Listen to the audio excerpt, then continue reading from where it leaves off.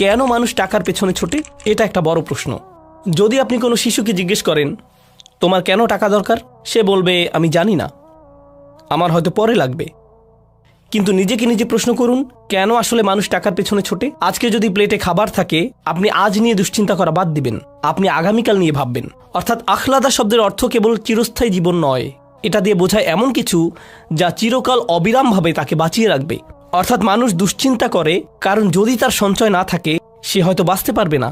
অনেকে দেখবেন যখন তার স্টক অ্যাকাউন্ট ধসে পড়ে সে আত্মহত্যা প্রবণ হয়ে পড়ে, কারণ সে তার বেঁচে থাকার সাথে সঞ্চয়কে মিলিয়ে ফেলেছে।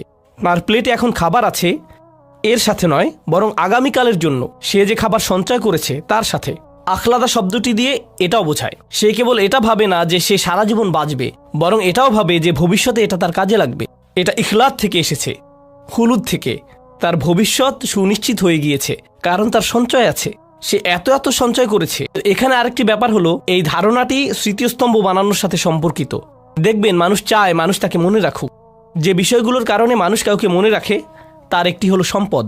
কেউ যদি পরকালে বিশ্বাস না করে, তার জীবনের শেষ পর্যায়ে সে সাদাকা দেয় না, সে হয়তো মানব কল্যাণে টাকা দেয়, হাসপাতাল বিশ্ববিদ্যালয়ে টাকা দেয়, যাতে তার নামে স্মৃতিস্তম্ভ তৈরি হয়।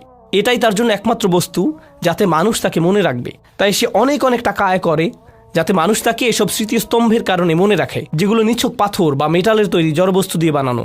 এই বিষয়টিও কোরআনে বলা হয়েছে। হুদ জাতির বিষয়ে বর্ণনাটি এসেছে। আল্লাহ আযজা ওয়াজাল্লা বলেন, আতাত্তাখিযুনা মাসানিআ লাআল্লাকুম তাখলুদুন। তাখলুদুন, তোমরা ভাস্কর্য তৈরি করছো এই মনে করে যে তোমরা চিরস্থায়ী হবে। এর সাথে চিরকাল বাঁচার সম্পর্ক কি? সম্পর্ক আছে। তাদের নাম, তাদের উত্তরাধিকার, তাদের স্মৃতি চিরকাল থাকবে। এইসব অপ্রয়োজনীয় স্মৃতিস্তম্ভ বানানোর পেছনে এটাই কি কারণ? তারা এইসব বিশাল স্তম্ভ বানাবে যা দিয়ে হাজারো লোককে খাওয়ানো যেত, কিন্তু না, তাদের এটা বানাতেই হবে।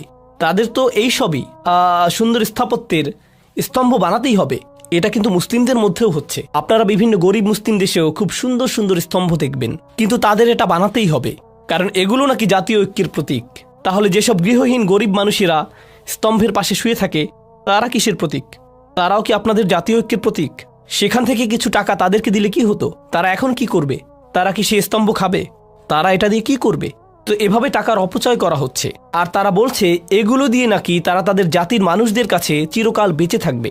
এটা আসলে আমি আগেও এটা পড়েছি, আবার পড়ছি। এটা হচ্ছে পিরামিডের প্রতি একজন দার্শনিকের মনোভাব। তিনি এটা লিখেছিলেন। এটা একটা জাদুঘরে পিরামিডের ছবির নিচে লেখা ছিল। তার লেখাটা দেখুন।